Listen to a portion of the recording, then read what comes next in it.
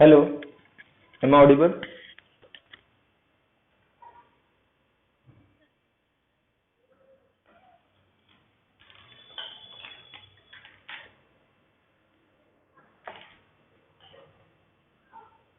Hello,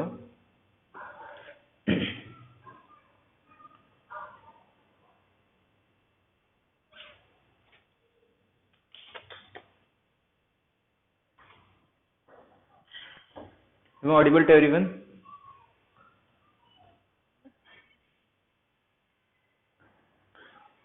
Good evening to all of you.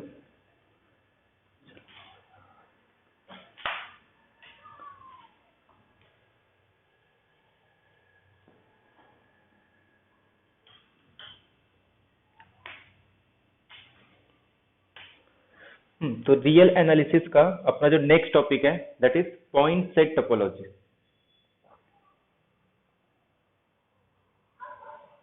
Point set topology in are. पहले real पे discuss करेंगे, उसके बाद फिर आर स्क्वायर पे।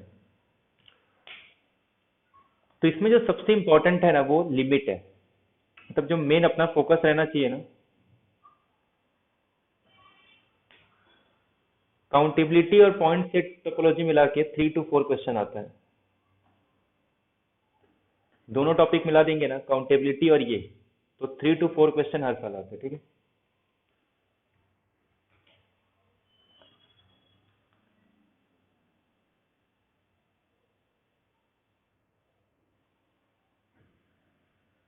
हम्म।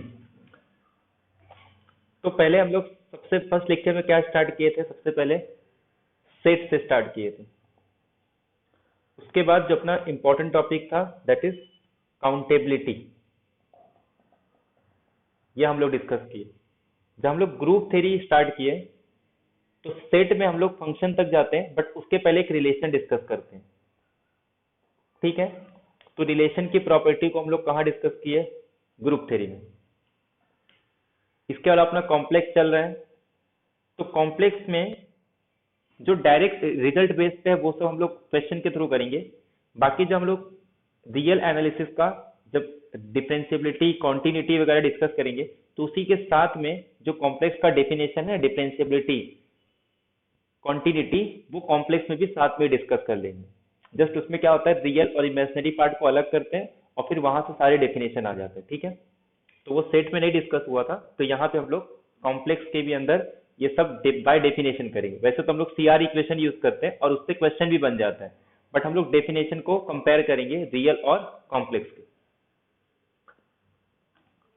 तो हम लोग कहाँ से स्टार्ट करते हैं? सबसे पहले अपने को जो मेन है सेट चाहिए, क्योंकि होता क्या है कि अगर हमको कोई भी चीज स्टडी करना है ना, सबसे इंपॉर्टेंट होता है हमारे पास डेटा होनी चाहिए। तो डेटा का मतलब क्या होता है? हम डेटा कलेक्ट करते हैं। तो ऐसी सेट के अंदर, सेट क्या होता है? एक कलेक्शन है जहां पे कुछ मेंबर्स होते हैं। तो सबसे पहले हम लोग क्या करते हैं, मेंबर्स को कलेक्ट करके सेट बनाते हैं। और ऐसे बहुत सारे, एक बार हमारे पास सेट आ गया तो फिर धीरे धीरे हम उसके बारे में डिस्कस करते हैं।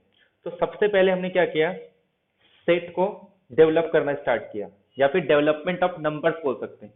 तो सबसे पहले अपने पास जो नंबर आया ना, वो काउंटिंग नंबर, जिसे हम लोग कहते हैं नेचुरल नंबर। तो सबसे पहले अपने पास नेचुरल नंबर्स आया था कि किसी चीज को काउंट करना है तो हम लोग किसका यूज करते हैं? नेचुरल नंबर का यूज करते हैं कि 1 2 3 4, और कहीं पे एक एन आएगा और उसका सक्सेसर आता है। नेचुरल नंबर का मतलब 1 2 3 4, और हर एक नंबर का उसका सक्सेसर होता है और जो कभी एंड नहीं होता, या फिर ये कह सकते हैं जो कभी एग्जॉस्ट नहीं होता। इसको बोलते हैं नेचुरल नंबर। ये जस्ट एक सिंबल है कि किसी भी चीज को हम लोग काउंट कर सकते हैं। अगर इसको फाइनाइट पे एंड कर दूं कहीं पे, तो ये क्या हो जाता है? Finite number. अगर एंड नहीं हो रहा है तो इसको काउंटेबली इनफाइनाइट बोलेंगे। ये सब हम लोग अब डिस्कस कर चुके हैं। अब हम लोग क्या करते हैं, इसके नंबर के साथ, जैसे मुझे नेचुरल नंबर मिल गया 1 2, एक सेट बनाया, इस टाइप के जितने भी नंबर्स थे मैंने सब सेट के अंदर रख दिए। अब मैं क्या करूंगा, इन पे ऑपरेशन लगाना स्टार्ट करूंगा। मतलब 1 को ऐड करेंगे तो एक नंबर आ जाता है 3, 3 को ऐड करेंगे 4, तो आंसर आ जाएगा 7। और ये चेक करते हैं कि क्या ये सफिशियंट है, जो हम लोग इसको एडिशन करना स्टार्ट करेंगे या फिर मल्टीप्लीकेशन करते हैं, तो ये जो नंबर है क्या, ये सफिशियंट है नेचुरल नंबर जब हम लोग ऑपरेशन अप्लाई करते हैं। तो अब मैं काम कर रहा हूँ, मैं ऐसा 3 में ऐसा क्या नंबर ऐड करूँ कि आंसर 4 मिल जाए, या फिर मैं 3 में ऐसा क्या नंबर ऐड करूँ कि फिर से मुझे 3 मिल जाए। तो ऐसे कुछ नंबर्स थे कि हमने ऑपरेशन सिर्फ एडिशन यूज किया, बट अब नेचुरल नंबर इनसफिशियंट है एक ऐसी वैल्यू को फिल करने में जिससे कि, अरे उल्टा लिख दिया, 4 3। हाँ, अब ऐसा कौन सा नेचुरल नंबर यहाँ पे ऐड करूं कि आंसर 3 मिल जाए। तो मतलब नेचुरल नंबर के पास अब ऐसा कोई नंबर नहीं है कि जिसको यहाँ पे ऐड करने पे आंसर क्या आ जाए, 3 आ जाए। तो यहाँ पे एक नंबर आएगा -1, बट वो सेट के अंदर नहीं। तो देयरफॉर हम लोग ये कह सकते हैं कि एक नया नंबर, एक नया साइन इंट्रोड्यूस हो गया जिसको हम लोग बोलते हैं इनवर्स ऑपरेशन ऑफ एडिशन। ऐसे ही मल्टीप्लीकेशन में अगर हमारे पास 3 है, 3 को 3 से मल्टीप्लाई करो तो आंसर क्या आएगा, 9 आ जाएगा। अब 3 को ऐसा कौन सा नंबर है जिससे मल्टीप्लाई करने पे 4 आ जाए। मैं ऑपरेशन मल्टीप्लीकेशन यूज कर रहा हूँ, ये भी नेचुरल नंबर, ये भी नेचुरल नंबर, बट यहाँ पे ऐसा कोई n नहीं है जिससे मल्टीप्लाई करने पे आंसर 4 आ जाए। तो इससे ये आइडिया लगा कि नेचुरल नंबर इनसफिशियंट है अगर मैं उस पर ये सारे ऑपरेशन अप्लाई कर रहा हूँ, जैसे कि एडिशन, मल्टीप्लीकेशन। तो हम लोग ने क्या किया, इसको कुछ नए नंबर्स डेवलप किए और वहां से अपने पास डेवलपमेंट ऑफ नंबर्स होते हैं, जैसे कि natural number, whole number, integers और रैशनल नंबर। तो जो हम लोग बेसिक ऑपरेशन यूज करते हैं ना, इसको एरिथमेटिक ऑपरेशन बोलते हैं, कि एडिशन, सब्ट्रैक्शन, मल्टीप्लीकेशन, डिवीजन, इन सारे नंबर्स पे इसमें मैं कोई भी ऑपरेशन अप्लाई करूं तो जो रिजल्ट आता है वो फिर से इसी सेट के अंदर आता है।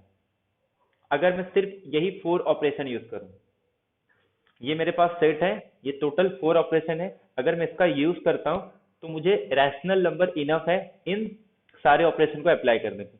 मतलब मैं कोई भी ए बी क्यू को बिलोंग कर रहा है, तो मैं इस पे जब ये ऑपरेशन अप्लाई करूंगा तो ये फिर से क्यू को बिलोंग करता है, वेर स्टार इज, या वो प्लस भी हो सकता है, माइनस भी हो सकता है, बट एक कंडीशन याद रखना है डिवीजन में, उसको 0 से डिवाइड नहीं करना है। ठीक है, तो वो तो मान के चल रहा हूँ कि हम लोग 0 से डिवाइड नहीं करेंगे। बाकी कोई भी 2 नंबर ले लूं, इसमें से कोई भी ऑपरेशन अप्लाई करूं, तो जो रिजल्टेंट वेक्टर आएगा, अरे रिजल्टेंट एलिमेंट आएगा, वो क्यू के अंदर बिलोंग करता है। तो जब हम लोग ग्रुप थ्योरी पढ़ते हैं तो इसको और डिटेल में डिस्कस करते हैं, कि हम लोग क्लोजर प्रॉपर्टी डिस्कस करते हैं। तो मैं थोड़ा ग्रुप थ्योरी का डेफिनेशन में कुछ बेसिक डेफिनेशन है, जिससे कि अभी वो क्लियर हो जाएगा, बाद में हम लोग डायरेक्ट ग्रुप थ्योरी डिस्कस करेंगे। सबसे पहली प्रॉपर्टी होती है क्लोजर। क्लोजर प्रॉपर्टी की वजह से हम लोग क्या करते हैं, धीरे धीरे सेट को डेवलप करते हैं ना। जैसे मैं ये बोलूं, नेचुरल नंबर एडिशन के रिस्पेक्ट में क्लोज है या नहीं, या फिर क्लोजर से अच्छा एक काम करते हैं, बाइनरी ऑपरेशन डिफाइन करते हैं। एक अल्जेब्राइक स्ट्रक्चर होता है कि मेरे पास एक सेट हो और उस पर मैं एक ऑपरेशन अप्लाई करूंगा। ठीक है, और ये जो ऑपरेशन है ना, ये एक बाइनरी ऑपरेशन होता है जो एस क्रॉस एस से लेके एस तक एक फंक्शन होता है कि 2 एलिमेंट लो आप, ए बी कहां से, एस से, और ए स्टार बी ये भी कहां पे आना चाहिए, एस पे आना चाहिए। इसको हम लोग बोलते हैं बाइनरी ऑपरेशन। ठीक है, कि कोई भी 2 एलिमेंट लो, वो किसके अंदर बिलोंग करना चाहिए, फिर से एस पे, अंडर दिस ऑपरेशन। तो ये स्टार एक क्या बोल सकते हैं कि ये एक अपने पास मैप है एस क्रॉस से लेके एस तक। तो अब मेरा क्वेश्चन ये है कि अगर मैं नेचुरल नंबर में स्टार के प्लेस पे एडिशन ले रहा हूं, क्या ये, तो क्या ये जो एडिशन है, नेचुरल नंबर इस एडिशन के रिस्पेक्ट में क्या बाइनरी ऑपरेशन को प्रिजर्व कर रहे हैं। एन माइनस ले लो, एन मल्टीप्लीकेशन ले लो, और एन डिवीजन ले लो।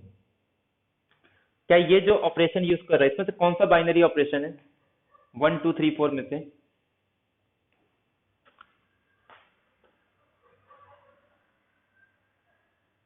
नेचुरल नंबर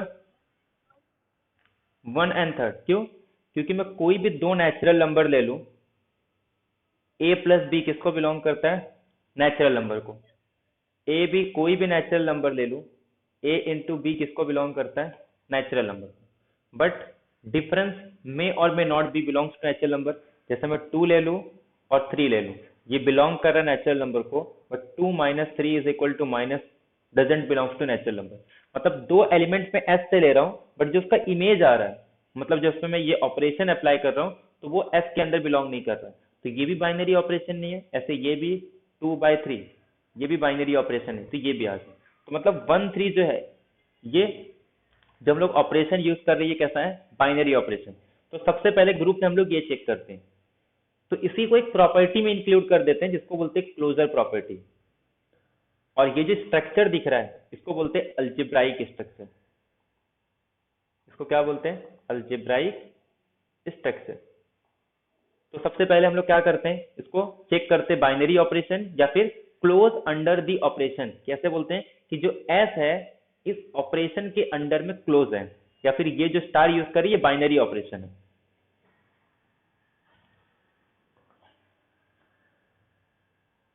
फिर सेकेंड प्रॉपर्टी हम लोग यूज करते हैं एसोसिएटिविटी की। एसोसिएटिविटी क्या होता है कि कोई भी दो थ्री एलिमेंट ले लो सेट का, A star B star C is equal to A star B star C. और इसकी खास बात ये जो स्टार, मतलब जो ये प्रॉपर्टी यूज कर रहे हैं, ये सिर्फ डिपेंड करता है ऑपरेशन पे, ये सेट पे डिपेंड नहीं करता है। अगर ये ऑपरेशन एसोसिएटिविटी है, तो मतलब ये सेट, कोई भी सेट ले लो, वो उस पे क्या आ जाता है, एसोसिएटिविटी। एन प्लस ले लूं, एन माइनस ले लूं, एन मल्टीप्लीकेशन ले लूं, एन डिवाइड ले लूं, इसमें से एसोसिएटिविटी प्रॉपर्टी कौन सी है,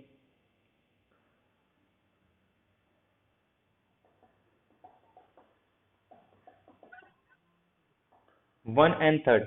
तो ये स्टेट पे डिपेंड नहीं करता। अगर मैं ये नेचुरल नंबर को किसी और से भी रिप्लेस कर दूं ना, तो एडिशन और मल्टीप्लीकेशन, ये ऑपरेशन एसोसिएटिविटी होता है, ये सेट पे डिपेंड नहीं करता है। क्लोजर दोनों पे डिपेंड करता था, बट जब हम लोग एसोसिएटिविटी चेक करते हैं ना, ये जस्ट ऑपरेशन पे डिपेंड करता है। मतलब ये ऑपरेशन बेस्ड प्रॉपर्टी, इसको सेट से मतलब नहीं। अगर मैं नेचुरल नंबर को रैशनल ले लूं, ई रैशनल ले लूं, कोई भी नंबर दे लूं, ये जस्ट किस पे डिपेंड करता है, इसके ऑपरेशन पे डिपेंड करता है। तो अगर कोई प्रॉपर्टी बाइनरी ऑपरेशन भी हो रहा है और एसोसिएटिविटी भी हो रहा है, तो उसको हम लोग बोलते हैं कि वो सेमी ग्रुप है। कभी कभी नेट में ये सब क्वेश्चन आता है सिंपल सिंपल, कि पूछ लेते सेमी ग्रुप कौन सा है, मोनोइड कौन सा है, तो ये सेकंड प्रॉपर्टी है।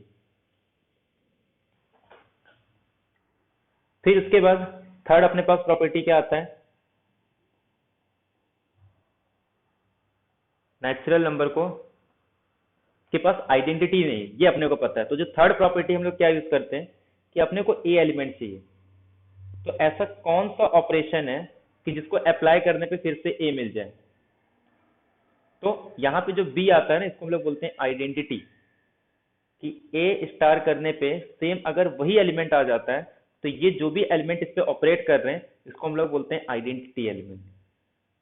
तो किसी भी सेट पे अगर ऐसा एलिमेंट मिलता है इस ऑपरेशन के रिस्पेक्ट में, तो हम लोग क्या बोलेंगे, इसको आइडेंटिटी बोलेंगे। नेचुरल नंबर के पास एडिशन,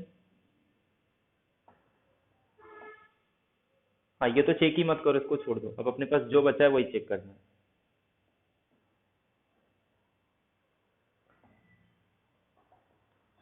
फर्स्ट की इसके पास आइडेंटिटी है, ऐसा कोई नेचुरल नंबर है जिसको ऐड करने पे फिर से ए आ जाए, क्योंकि यहाँ पे जो एलिमेंट आएगा वो जीरो आएगा, but zero doesn't belongs to natural number.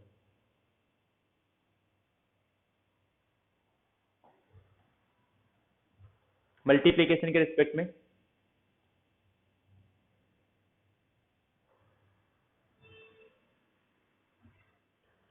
तो मल्टीप्लीकेशन के रिस्पेक्ट में है, तो इस प्रॉपर्टी को हम लोग बोलते हैं मोनोइड। अगर कोई भी सेट किसी बाइनरी ऑपरेशन के अंडर में अगर एसोसिएटिविटी और उसके पास एक आइडेंटिटी एलिमेंट होता है, और आइडेंटिटी हमेशा यूनिक होता है, तो अगर आइडेंटिटी एलिमेंट एग्जिस्ट कर रहा है, तो हम लोग क्या बोलेंगे कि वो सेट इस ऑपरेशन के रिस्पेक्ट में क्या होगा, मोनॉइड होगा। तो हम लोग क्या बोल सकते हैं कि natural number with respect to multiplication monoid है। क्यों? क्योंकि किसी दो नेचुरल नंबर को मल्टीप्लाई करो फिर भी नेचुरल नंबर आता है, मल्टीप्लीकेशन ऑपरेशन एसोसिएटिविटी होता है, और इसके पास आइडेंटिटी एलिमेंट भी है। तो ये क्लियर है।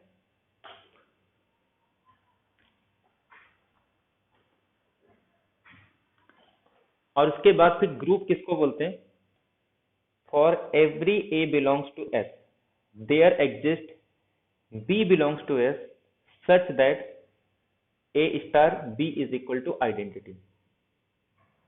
आप कोई भी एलिमेंट ले लो सेट का, एक ऐसा एलिमेंट, कम से कम एक ऐसा एलिमेंट मिलेगा जो इसको ऑपरेट करने पे आइडेंटिटी मिल जाए, और ये हमेशा यूनिक एग्जिस्ट करता है।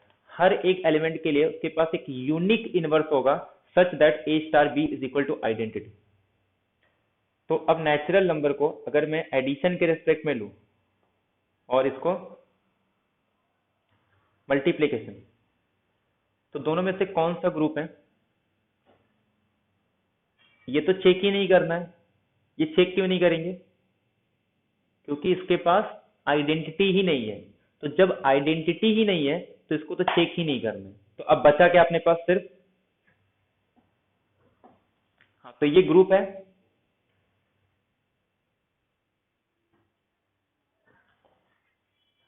अगर ग्रुप होगा तो इसका मतलब क्या है कि मैं किसी भी एलिमेंट पे इसको मल्टीप्लाई करूं तो आंसर 1 आना चाहिए। ठीक है, तो इसका बी क्या आ जाएगा? 1/a। अगर मैं a को 1 रखूं तब तो है। अगर मैं 1 की बात करूं तो 1 के लिए इसके पास, तो अपने को चेक करना पड़ता है कि किस एलिमेंट के लिए यूनिट मिल रहा है। तो 1 को हम लोग क्या बोलेंगे? 1 इज अ यूनिट, क्योंकि 1 के लिए एक ऐसा एलिमेंट मिल गया कि आंसर 1 आ रहा है। बट अगर मैं यहाँ पे 2 पुट कर दूं तब क्या कोई ऐसा बी है जिसपे आंसर मेरा पुट करने पे आंसर 1 आए? क्योंकि बी की वैल्यू आ रही है 1/2, और 1/2 doesn't belongs to natural number. तो हम लोग एक सेट बनाते हैं जिसमें सारे यूनिट को इकट्ठा करते हैं। ये सब फील्ड में डिस्कस करते हैं। तो इसका मतलब ये है कि अभी से जितने भी अपने पास सेट है, तो एक कलेक्शन बनाओ, उसमें से चेक करो कि उसमें से कौन सी प्रॉपर्टी फेल हो रही है। जैसे प्रॉपर्टी बताना था, तो हम लोग जितने भी सेट है अपने पास, तो जैसे हम लोग काउंटेबिलिटी वगैरह, ऐसे क्या करो ना, एक चार्ट बनाओ। जैसे नेचुरल नंबर हो गया, इंटीजर्स हो गए, और होल नंबर हो गया, integers, rational, irrational, real number. तो जो जो प्रॉपर्टी हम लोग करते जा रहे हैं ना, जैसे अभी तक हम लोग क्या क्या डिस्कस कर चुके हैं कि नेचुरल नंबर काउंटेबल है, और क्या पता चला अपने को कि नेचुरल नंबर एडिशन के रिस्पेक्ट में सेमी ग्रुप फॉर्म करता है, नेचुरल नंबर मल्टीप्लीकेशन के रिस्पेक्ट में मोनोइड है। ऐसे इंटीजर्स हम लोग चेक करेंगे। तो ये सब होमवर्क है, चेक करना किसमें से कौन सा सेमी ग्रुप है, कौन सा मोनाइड है, कौन सा ग्रुप फॉर्म करेगा। तो ये सारी चीजें होमवर्क में करना है। ऐसे आगे हम लोग चेक करेंगे ओपन सेट, क्लोज सेट, उसका क्लोजर फाइंड आउट करेंगे, उसका लिमिट पॉइंट फाइंड आउट करेंगे। तो ये सब हम लोग फाइंड आउट करेंगे ना, तो एक एक करके लिखना है सब कि नेचुरल नंबर काउंटेबल है, एन प्लस सेमी ग्रुप हो रहा है, मोनोइड हो रहा है। तो जो जो प्रॉपर्टी हम लोग डिस्कस करेंगे ना, वो सब, ताकि वो एक चार्ट रहेगा अपने पास कि हाँ ये चीजें इसके पास, अगर जब हमको काउंटर काउंटर एग्जाम्पल ढूंढना रहता है ना, तो यही सब में से मिलते हैं। ऐसा नहीं कि कोई एक्स्ट्रा काउंटर एग्जाम्पल ढूंढना है, हमेशा यही सब एग्जाम्पल है जिससे बाकी सब ऑप्शन एलिमिनेट होते हैं। ठीक है, समझ में आया ये? मुझे यहाँ पे ग्रुप नहीं पढ़ाना था, बट जस्ट एक आइडिया देना था कि ये सेट से हम लोग बहुत सारी चीजें सीख सकते हैं। क्योंकि काउंटर एग्जाम्पल में ना जो बेसिक एग्जाम्पल रहते हैं सब वही काम में आता है। तो अब आते हैं रियल एनालिसिस पे।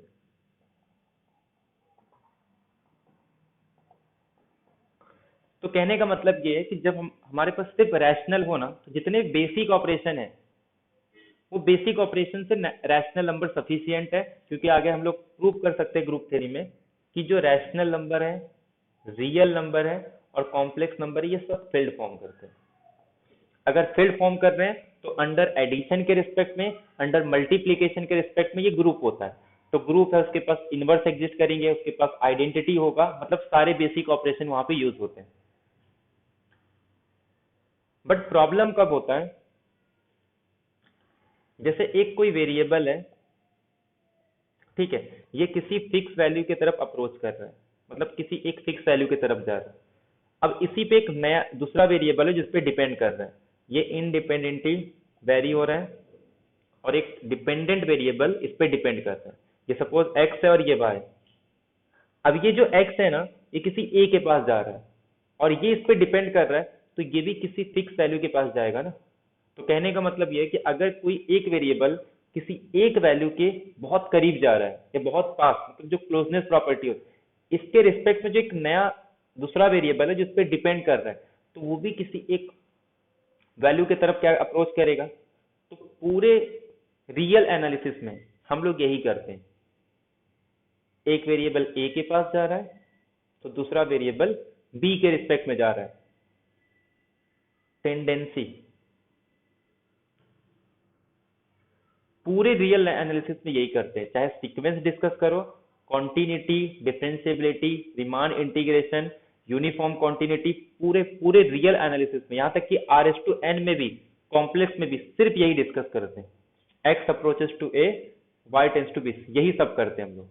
तो इसके लिए सबसे इंपॉर्टेंट है ये जो सिंबल यूज कर रहे हैं लिमिट का, क्योंकि जब तक रैशनल है ना तब हर चीज एग्जैक्ट होती है, लेकिन जैसे ही इरेशनल आता है या फिर जब लिमिट का कॉन्सेप्ट होता है ना, तो हमें किसी एग्जैक्ट वैल्यू से मैटर नहीं करता, कोई वैल्यू किसी एक पर्टिकुलर वैल्यू के कितने पास जा रही है उससे मतलब है, उसकी फिक्स वैल्यू क्या होगी उससे मतलब नहीं है, कोई वैल्यू किसी के कितने पास जा सकता है उससे अपने को मतलब है बस। तो यानी कि नियरनेस, जो क्लोजनेस की प्रॉपर्टी होती है ना, वहां पे हम लोग यूज करते हैं लिमिट का। तो यहां से जो डेवलप होता है अपना रियल एनालिसिस, बस कोई वैल्यू ए के कितने पास है इससे मतलब है अपने को, वो इतने इसके अंदर में आ रहा है, इसके अंदर में आ रहा है, बस अगर x a के कितने करीब है, a के पास जा रहा है तो y b के पास जा रहा है, तो ठीक है। अब क्या करेंगे हम लोग, मुझे एक एप्सिलॉन दिया जाएगा 0.1, तो मैं क्या बोलूंगा, ठीक है मैं y को कितने पास लेके आ सकता हूँ, इस डिस्टेंस में लेके आ सकता हूँ। अगर मुझे कोई एप्सिलॉन 0.01 देंगे तो मैं क्या कहूंगा, अच्छा ठीक है मैं ये वैल्यू मेरी यहाँ लाई कर रही है, क्योंकि ये इसके पास में जा रहा है, तो मुझे कोई भी एप्सिलॉन दे दो मैं उससे कम डिस्टेंस पे इसको ला सकता हूँ।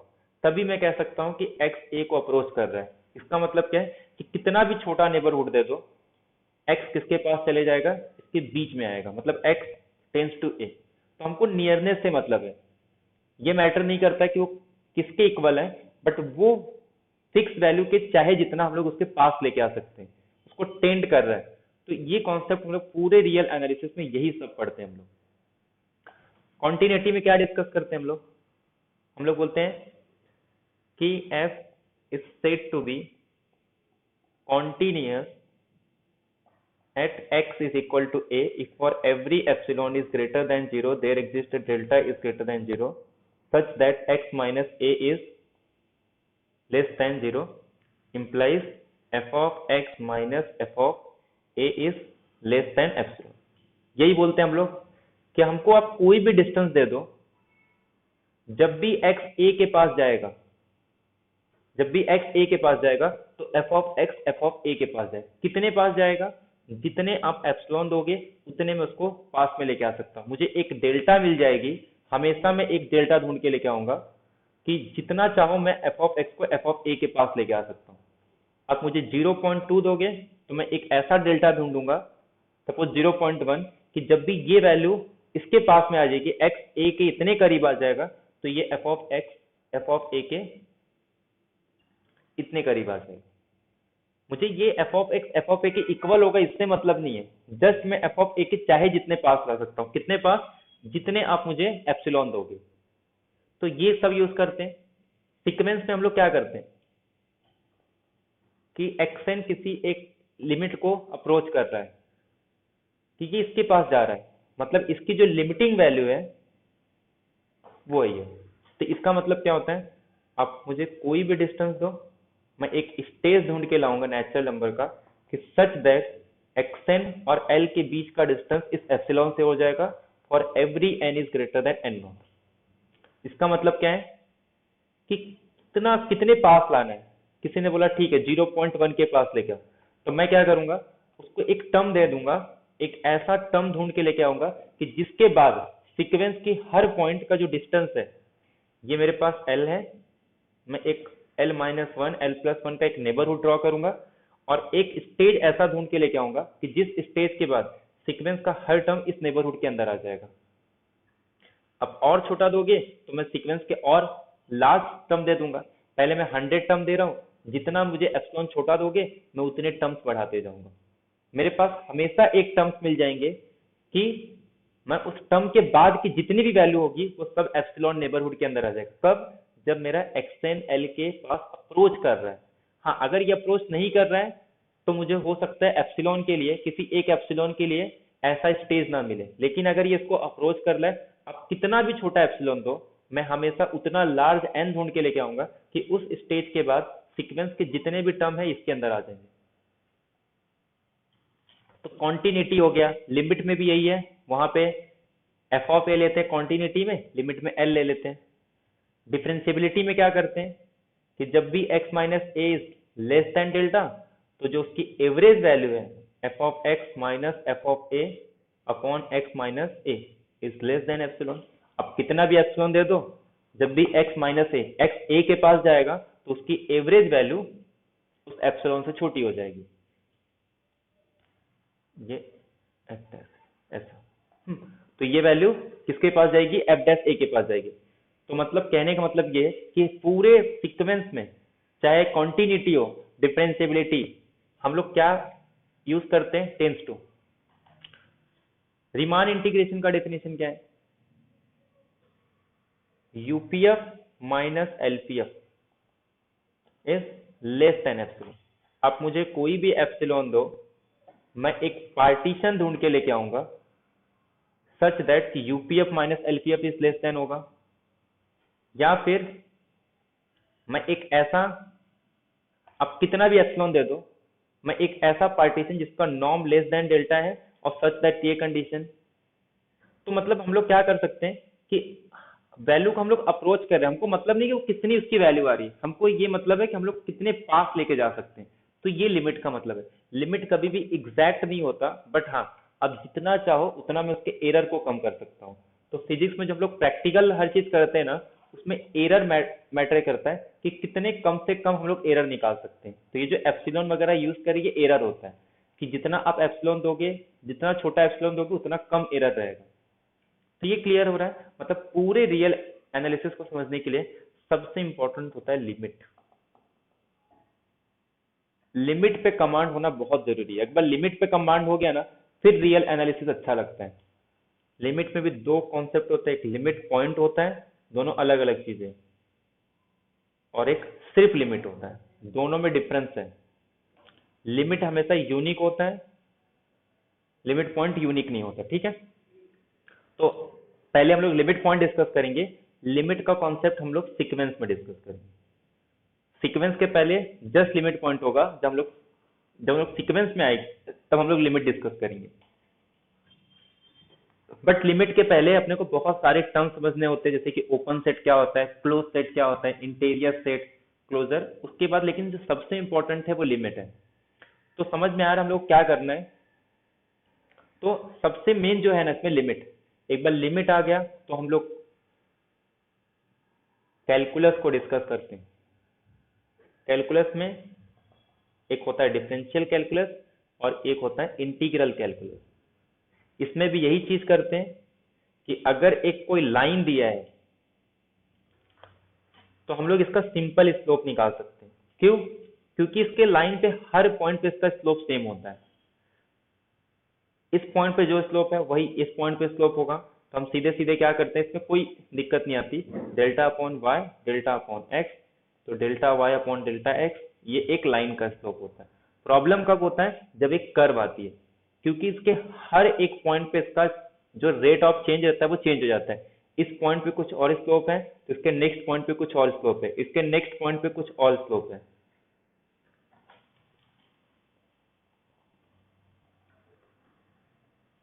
जैसे एक कर्व दिया है, मतलब बच्चे लोग को पढ़ाते हैं, ये हम लोग एक सेकेंड लाइन ड्रॉ करते हैं। क्यों? ये अपने को पता है, अपने को जो स्लोप निकालने आता है ना वो सेकेंड लाइन का आता है, slope of second line. Simple क्या है, ये मेरे पास a दिया है, तो ये जो पॉइंट आएगा a एफ ऑफ ए, ये सपोज मेरे पास एक b है, तो ये आ जाएगा b पे उसका इमेज एफ ऑफ b। ठीक है, ये पॉइंट आ गया। इसका स्लोप हम लोग निकाल सकते हैं, तो इसका स्लोप क्या आएगा, ये डिस्टेंस चेंज इन y और जो ये डिस्टेंस रहेगा वो चेंज इन x, तो मतलब change in y upon change in x। तो ये एक लाइन का स्लोप हो गया। मुझे इस पॉइंट पे क्या निकालना है, इसका रेट ऑफ चेंज निकालना है, क्योंकि मुझे पता है एक कर्व के हर एक नेक्स्ट पॉइंट पे उसका रेट ऑफ चेंज चेंज हो जाता है। तो अब एक पॉइंट का अपने को क्या निकालना है, rate of change. But rate of change किसी पॉइंट का नहीं निकाल सकते, अपने को जो कॉन्सेप्ट पता है वो सिर्फ एक लाइन के स्लोप का पता है। तो हम लोग क्या करते हैं, इस लाइन का स्लोप कैसे निकालते हैं, change in y upon change in x।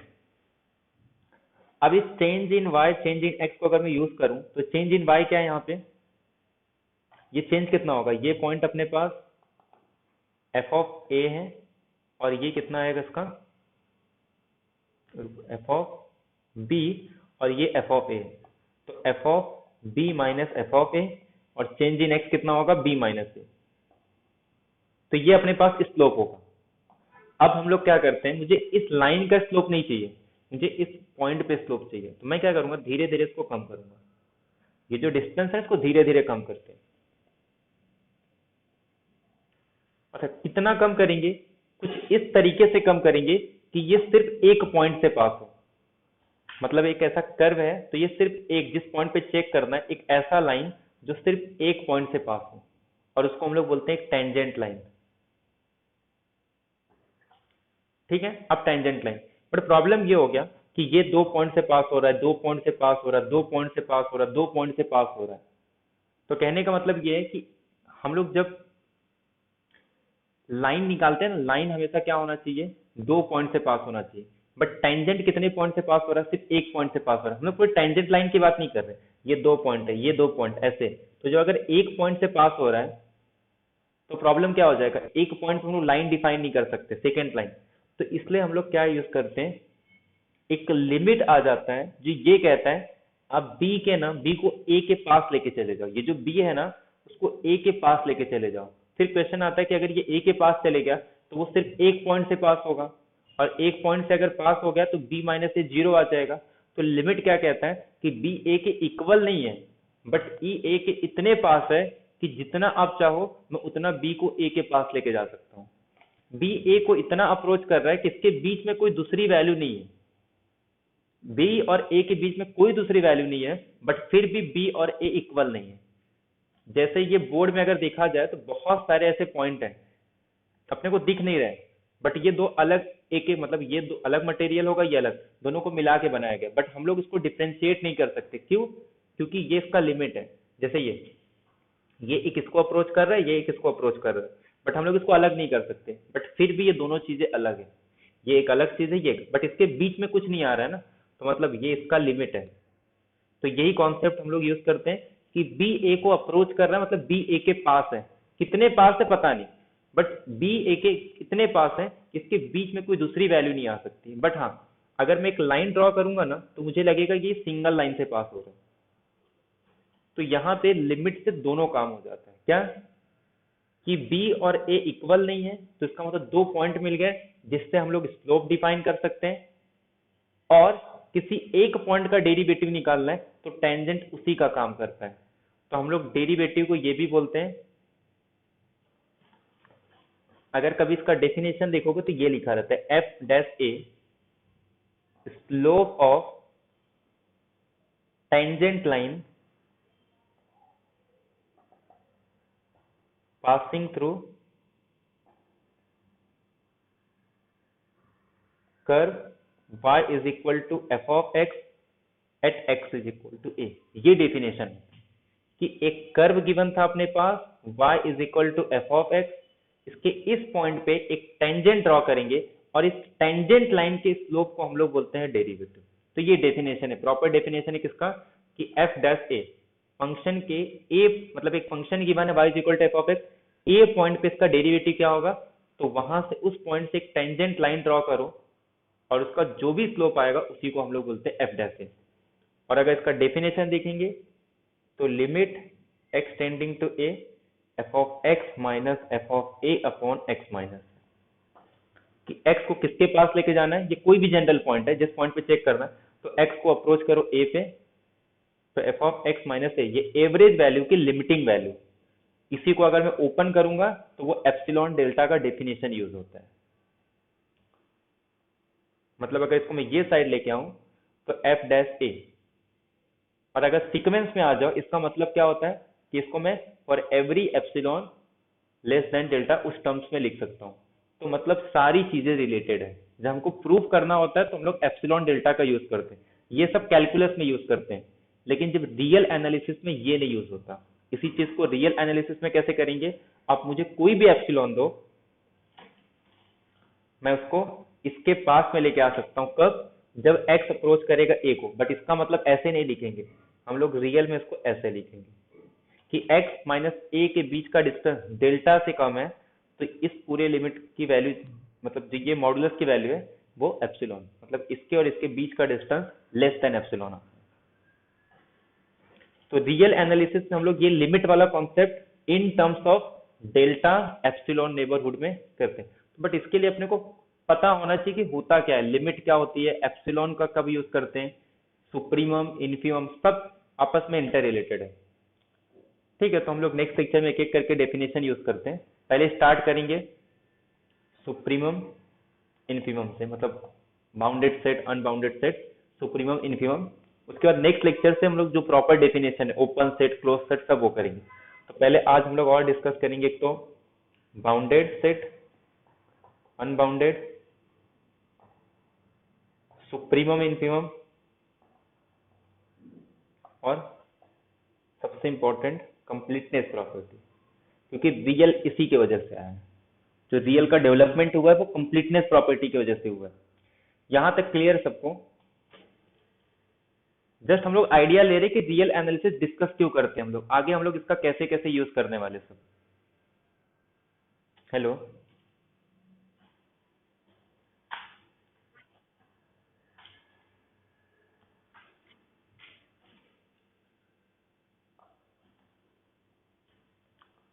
तो रियल में ना अपने को टोटल 5 सीज पढ़ने हैं। कंप्लीटनेस, सेकंड सी क्या होता है, कॉन्टिन्यूटी, कन्वर्जेंट, कॉम्पैक्ट और कनेक्टेडनेस। पूरे रियल एनालिसिस यही पांचों, उसके बाद फिर इसी का यूज करके हम लोग आगे डेवलप करते हैं डिफरेंशिएबिलिटी और रीमान इंटीग्रेशन, बट उससे पहले ये इस पे अपना कमांड होना चाहिए। ठीक है, तो ये टाइम हो गया, सेकेंड वीडियो में डिस्कस करते हैं। ठीक है, मैं लिंक शेयर कर रहा हूँ।